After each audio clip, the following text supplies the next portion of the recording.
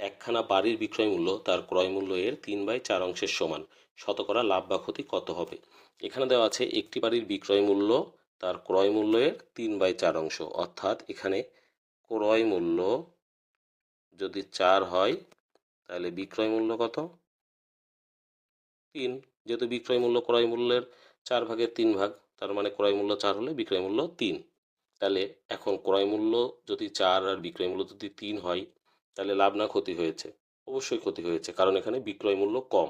তার মানে ক্ষতি কত টাকা? 4 - 3 সমান 1 টাকা। এখন এই 1 টাকা ক্ষতি হয়েছে কত টাকার উপরে? এখন লাভ বা ক্ষতি সবসময় নির্ভর করে ক্রয় মূল্যের উপরে বা বিক্রয় সংখ্যার উপরে।